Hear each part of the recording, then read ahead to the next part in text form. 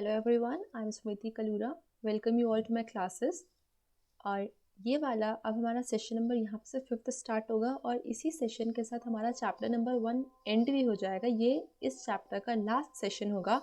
और अगर आपको ऐसे कोई क्वेश्चंस होंगे एक्सरसाइज में जो आपको समझ नहीं आए होंगे या पूरे चैप्टर में, तो आप वो मुझे सेंड करेंगे टेलीग्राम, इंस्टाग्राम या फेसबुक, आप कहीं भी उनको सेंड कर दिए। और ये मेरी रिस्पॉन्सिबिलिटी है कि मेरे को वो सॉल्यूशंस आप तक पहुंचाने होंगे और इवन आपको समझाने होंगे। ठीक है, तो चलिए स्टार्ट करते हैं।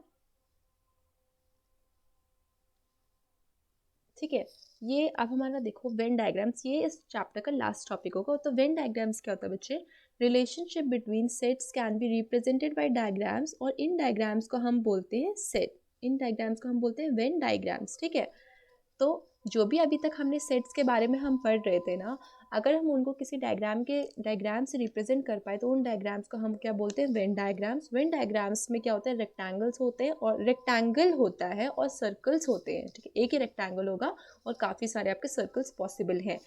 उसके बाद जो ये यूनिवर्सल सेट होता है, पिछले वाले सेशन में हमारा जो लास्ट टॉपिक था वो यूनिवर्सल सेट्स ही था। ठीक है, तो यूनिवर्सल सेट को हम रिप्रेजेंट करते हैं रेक्टेंगल से, और उसके बाकी जो सबसेट्स होंगे यूनिवर्सल सेट्स के, उनको हम रिप्रेजेंट करेंगे सर्कल्स के थ्रू। तो हमारा जो वेन डायग्राम होता है वो कुछ इस तरह दिखता है, जैसे आपको आपकी स्क्रीन पे भी दिख रहा होगा बॉटम में। ठीक है, इसमें रेक्टेंगल्स और सर्कल्स बने होते हैं। ठीक है, अब हमारा इसमें काफ़ी सारी मतलब जैसे अभी हम मल्टीप्लिकेशन, डिवीजन, एडिशन और सब्ट्रैक्शन पढ़ते हैं ना, उसी तरह वेन डायग्राम्स के भी कुछ अपने वो एलिमेंट्स होते हैं। ठीक है, जैसे कि यूनियन ऑफ सेट्स हम सबसे पहले बताएंगे। तो यूनियन ऑफ सेट्स में क्या होता है बच्चे? देखो, यूनियन मतलब होता है, आप क्या करोगे? देखो, चलो पहले डेफिनेशन पढ़ लेते हैं। Let A and B any two sets, A और बी कोई दो बिल्कुल अलग अलग सेट्स है। Union of A and B is the set which consists of all the elements of B and all the elements of B, और जो common elements होंगे उनको सिर्फ हम एक बार रिप्रेजेंट करेंगे। और इसमें यूनियन का जो सिंबल होता है वो नॉर्मल यू के जैसा उसको सिंबल बनाते हैं, उसको पढ़ते हैं यूनियन। ठीक है, तो ए यूनियन बी को हम कैसे पढ़ते हैं? जैसे ए यू बी लिखा हुआ है उसको हम पढ़ेंगे ए यूनियन बी। ठीक है, अब यहाँ पे जो मैंने आपको डायग्राम शो करा हुआ है, ये होता है आपका कैसा, मतलब ये वाला जो एरिया है, जो शेडेड पार्ट है ना, जो ब्लू से शेडेड पार्ट है, वो ही हमारा ए यूनियन बी वाला सेट जो होता है वो होता है। ठीक है, अब हम इसको कुछ एग्जाम्पल से देखते हैं। देखो, एग्जाम्पल नंबर 12 मैंने आपको दिया हुआ है, इसको हम सॉल्व करते हैं। ए के ये आपको एलिमेंट्स दिए गए 2, 4, 6 एंड 8। बी के आपको दिए गए 6, 8, 10 एंड 12। अब हम इसको वेन डायग्राम्स में अगर रिप्रेजेंट करते हैं तो कैसे करते हैं बच्चे? देखो, सबसे पहले हम बनाएंगे एक रेक्टेंगल जो कि हमारा यूनिवर्सल सेट भी होगा। ठीक है, अब हम यहाँ इसमें बनाते हैं सेट ए हमारा, और एक हम बनाते हैं अपना सेट बी। ये मैं सेट को नेम दे दी हूँ ए, इस सेट को मैं नाम दे रही हूँ बी। कॉमन क्या क्या है? 6 और 8 कॉमन है। कॉमन वाला जो पार्ट होगा वो हम लिखेंगे यहाँ पे, क्योंकि ये दोनों में आ रहा है, ये ए सेट को भी बिलोंग कर रहे हैं और ये बी सेट को भी बिलोंग कर रहे हैं। ठीक है, उसके बाद जो सिर्फ ए में है, 6 और 8 के अलावा आपको क्या क्या दिख रहा है? यहाँ पे 2 दिख रहा है और 4 दिख रहा है। उसी तरह बी वाले सेट में 6 और 8 के अलावा आपको क्या क्या दिख रहा है? आपको 10 दिख रहा है और 12 दिख रहा है। तो बच्चे, अगर मैं बोलूँ कि ए यूनियन बी के एलिमेंट्स क्या क्या होंगे, तो मैंने आपको ये बता दिया है कि जो भी ये वाला एरिया है ना, ये पूरा जो इस पे शेडेड पार्ट है, यही आपका ए यूनियन बी होता है। यानी कि जब हम ए यूनियन बी के जो एलिमेंट्स होंगे वो लिखेंगे तो वो क्या होंगे? 2, 4, 6, 8, 10 एंड 12, ये सब इसके एलिमेंट्स होंगे ए यूनियन बी के। ठीक है, चलो, तो हमारा पहला खत्म होता है। ये क्या है? Union of sets. अब देखते हैं हम इंटरसेक्शन ऑफ सेट्स। ठीक है, अब इंटरसेक्शन मतलब होता है कॉमन एलिमेंट्स। दो सेट्स, एक सेट ए है एक सेट बी है, उन दोनों सेट्स में जो भी एलिमेंट्स आपके कॉमन होंगे वो आएंगे आपके इंटरसेक्शन ऑफ सेट्स में। ठीक है, डायग्राम देख लो, एक ए सेट बना रखा है, एक बी सेट बना रखा है, बीच वाला जो पोर्शन था, जो कॉमन रीजन था, वही हमारा ए इंटरसेक्शन बी के एलिमेंट्स होंगे। ठीक है, ए इंटरसेक्शन बी को हम कैसे रिप्रेजेंट करते हैं? इस तरह रिप्रेजेंट करते हैं, इसको पढ़ते भी क्या है? A intersection B. ठीक है, अब हम ऐसा करते हैं, चलो इसमें अब हम इस वाले से सॉल्व करके बताते हैं आपको कि ए इंटरसेक्शन बी आप कैसे निकालोगे। ठीक है, तो हम एक यूनिवर्सल सेट बना देते हैं। उसके लिए हम एक रेक्टेंगल ड्रॉ करेंगे। ठीक है, उसके बाद मैं एक सेट यहाँ पे बना देती हूँ। एक ये है मेरा ए सेट, और ये है मेरा सेट नंबर बी। ठीक है, मैंने आपको बोला कि ये वाला जो ये रीजन है ये कॉमन रीजन है। ठीक है, तो 1 2 3 4 5 6 7 8 9 10 इसमें क्या कॉमन है 2 3 5 7, तो 2 3 5 7 ये दोनों कॉमन है ए और बी में। और ए में इसके अलावा क्या है 1 2 3 तो हो चुका है, 4 5 हो चुका है, 6 7 8 9 एंड 10 और ये सब हो गए ए में और ये सब हो गए बी में। बी में तो यही है 2 3 5 7 और यही इनके कॉमन भी है। तो बच्चे ये वाला जो एरिया था ना आपका ये वाला, यानी कि जिसके एलिमेंट्स क्या है 2 3 5 7, ये ही आपका है ए इंटरसेक्शन बी। ठीक है, इसके एलिमेंट्स क्या है 2 3 5 एंड 7। अब मैं एक और चीज़ इसने यहाँ पे आपको पूछा है, बोला है कि show that A intersection B equals to B, यानी कि ए इंटरसेक्शन बी जो है वही बी है। ठीक है, तो ए इंटरसेक्शन बी के एलिमेंट्स क्या थे आपके 2 3 5 और 7, और आप बी के एलिमेंट्स देखो क्या है 2 3 5 7, यानी कि ये चीज़ आपकी प्रूव हो चुकी है यहाँ से। ठीक है, ठीक है बच्चे, कितना सिंपल था ये वेन डायग्राम से, चीज़ें ना काफ़ी सिंप्लीफाई हो जाती है। ठीक है, तो हम टारगेट करते हैं कि हम काफ़ी सारे क्वेश्चंस को वेन डायग्राम से ही सॉल्व कर सकें। ठीक है, नेक्स्ट आप देखेंगे डिसजॉइंट सेट्स। अगर आपके दो सेट्स ए और बी इस तरह के हैं जिनमें इंटरसेक्शन में कुछ है ही नहीं, यानी कि वो एक एम्प्टी सेट है जो उनका इंटरसेक्शन है, कुछ भी कॉमन नहीं है दोनों सेट्स में, तो हम उसको उन दोनों सेट्स को बोलेंगे डिसजॉइंट सेट्स। ठीक है, ये आपको समझ आ गया होगा। चलिए अब हम देखते हैं डिफरेंस ऑफ सेट्स, मतलब यानी कि ए माइनस बी का क्या मतलब होता है। देखो, the difference of sets A and B in this order is the set of elements which belong to A but not to B। ठीक है, A माइनस बी का मतलब होता है वो एलिमेंट्स जो A में तो है बट B में नहीं है। अब देखो ये आपका डायग्राम है A माइनस बी का, और ये वाला जो एरिया होगा ये सिर्फ, ठीक है मैं रेड से इसको सिर्फ शेड करूँ, सिर्फ रेड वाला,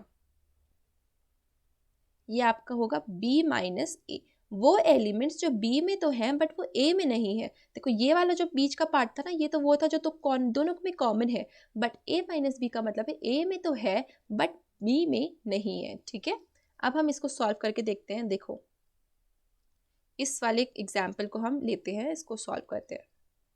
सबसे पहले हम क्या करते हैं, मतलब सबसे पहला स्टेप तो यही होता है, एक रेक्टेंगल बनाएंगे, जितने भी आपको सेट्स दिए वो लिखेंगे, अगर 2 हैं तो 2 सर्कल्स बनाएंगे, अगर 3 है तो 3 सर्कल्स आप बनाओगे। ठीक है, तो मैं 2 सेट्स आपको बना के देती हूँ, ये एक ए है, ए एक है बी। ठीक है, कॉमन देखो 2 4 6। ठीक है, लिख देते हैं यहाँ पे 2 4 6 कॉमन, इसमें था एक 8 इधर से, 1 2 3 ऑलरेडी है, 4 5 और 6। ठीक है, अब मेरा ये वाला एरिया, इस वाले में मेरे को कौन सिर्फ आ रहा है, ये वाले में जो चीज़ें सिर्फ ए में है और बी में नहीं है, यानी कि ए माइनस बी की जो मेरी वैल्यूज होंगी वो क्या होंगी बच्चे 1, मतलब ए माइनस बी जो मेरा सेट है उसमें जो वैल्यूज आएंगे, एलिमेंट्स आएंगे वो क्या आएंगे 1 3 एंड 5। उसी तरह बी में जो है बट जो ए में नहीं है। ठीक है, आप समझ पा रहे हो ना मैं क्या बोल रही हूँ, बी में तो है बट ए में नहीं है। और एक कॉमन वाला रीजन हम इसलिए नहीं ले रहे हैं क्योंकि ये दोनों में है, बट हमको सिर्फ और सिर्फ वही एलिमेंट्स चाहिए जो सिर्फ और सिर्फ बी में है। ठीक है, बी माइनस ए का मतलब हुआ जो सिर्फ और सिर्फ बी में है। ठीक है, तो बी माइनस ए में जो मेरी वैल्यू आ गई, जो मेरा एलिमेंट आएगा वो क्या होगा बच्चे 8। ठीक है, आई होप आपको ये समझ आया हो। नेक्स्ट को देखते हैं। अब देखो क्वेश्चन ये है डेफिनेशन नंबर 8, यहाँ से हम बताएंगे कॉम्प्लीमेंट का। ठीक है, एक यूनिवर्सल सेट था जिसको हम रिप्रेजेंट करें एक रेक्टेंगल से, और ए उसका एक सबसेट है। ठीक है, देन कॉम्प्लीमेंट ऑफ ए का मतलब होता है कि ए के अलावा जितने भी एलिमेंट्स, ए को छोड़ के जितने भी एलिमेंट्स आपके यूनियन में यूनिवर्सल सेट में हैं वो सब आपका ए कॉम्प्लीमेंट के एलिमेंट्स होंगे। यानी कि ए कॉम्प्लीमेंट जो सेट होगा उसमें वो सारे एलिमेंट्स आएंगे जो यूनिवर्सल सेट में तो हैं बट ए में नहीं है। इसलिए हम इसको ऐसे भी रिप्रेजेंट कर सकते हैं, A complement is equals to U minus A, क्योंकि यू हमारा क्या था यूनिवर्सल सेट था। ठीक है, अब इसको एग्जाम्पल से देखते हैं। एक और चीज़ मैं आपको बता दूं, चलो इसको थोड़ी देर बताते हैं। देखो यूनिवर्सल सेट है, ठीक है, इवन अगर आप इसको नहीं पता हो तो डायरेक्टली बता सकते हो, ठीक है। ये सिर्फ इसमें एक ही सेट था हमारे पास, यूनिवर्सल सेट तो ये पूरा ही है, ठीक है। ये है हमारा सेट ए, जिसके एलिमेंट्स है 1, 3, 5, 7 एंड 9। इसके अलावा सब आएगा यूनिवर्सल सेट में, यानी कि 2, 4, 5 ऑलरेडी आ चुका है, 6, 8 एंड 10। ये सब आपके हो गए यूनिवर्सल सेट, ठीक है। अगर मैं बोलती हूँ आपको ए कॉम्प्लीमेंट को हम रिप्रेजेंट करते हैं ए डैश से, ठीक है। तो ए कॉम्प्लीमेंट के मेरे जो एलिमेंट्स हो जाएंगे वो इस ए सबसेट को छोड़ के जो भी मेरे एलिमेंट्स इस यूनिवर्सल सेट के अंदर आ रहे हैं उन सबको मैं इंक्लूड कर लूँगी, यानी कि 2, 4, 6, 8 एंड 10, ठीक है। और ए कॉम्प्लीमेंट यू माइनस ए भी हो गया है, ये तो मैंने आपको बता दिया है, ठीक है। एक चीज़ मैं आपको और बता देती हूँ, देखो ए कॉम्प्लीमेंट का कॉम्प्लीमेंट ए ही होता है, ठीक है।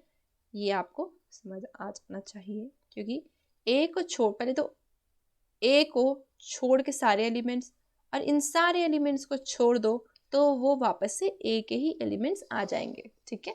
ये कॉम्प्लीमेंट लॉ भी बोलते हैं इसको।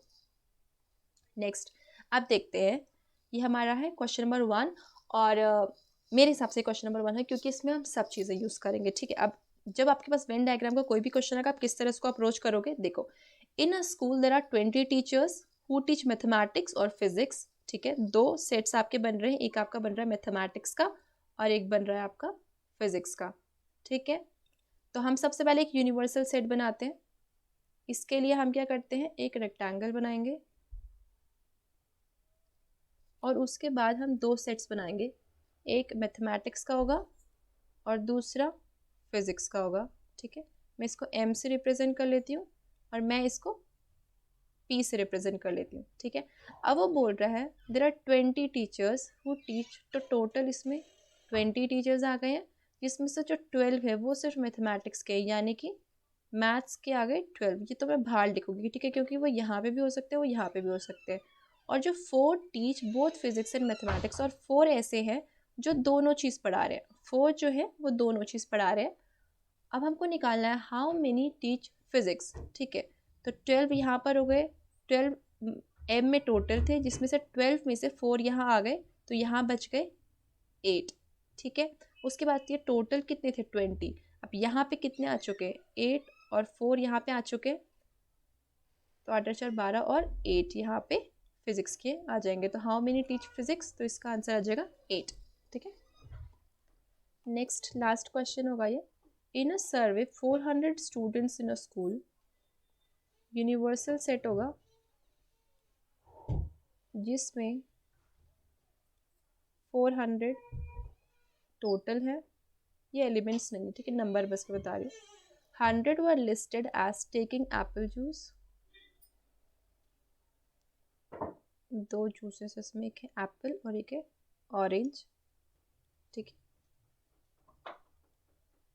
100 सिर्फ एप्पल वाले हैं, 150 ऑरेंज जूस वाले हैं, और 25 है 75 है जो दोनों लेते हैं, ठीक है। यानी कि ये टोटल 100 थे जिसमें से 75 यहाँ चले गए, तो ये कितने बच गए 25। हमको क्या निकालना है, find how many students for taking neither apple juice nor orange juice, ठीक है। ये 150 है, 150 पे से अगर यहाँ 75 चले गए तो ये कितने बचे 120, नहीं ये कितने बचे 75, ठीक है। तो ये बच गया आपके 75। अब हमको निकालना है कि how many students were taking neither apple juice nor orange juice. तो देखो इसके अलावा देखो ये तो हो गए जो कुछ ना कुछ पक्का ले रहे थे, और इसके अलावा मतलब ये वाला जो एरिया है इसको, इसके अलावा जो भी बाहर थे वो कुछ नहीं ले रहे थे, ठीक है। यानी कि 75, 75 एंड 25, 175, ठीक है। 400 टोटल थे, 400 में से हम 175 को अगर माइनस कर देते हैं तो ये बच जाएगा 25, ये बच जाएगा 2, ठीक है। तो 225 ऐसे थे जो कुछ भी नहीं ले रहे थे, they were taking neither apple juice nor orange juice, ठीक है।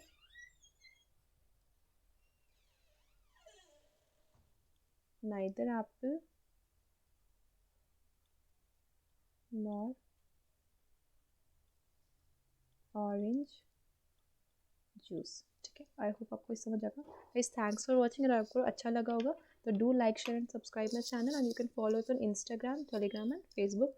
आई give the links in the description box. Thank you so much guys, bye bye, C you.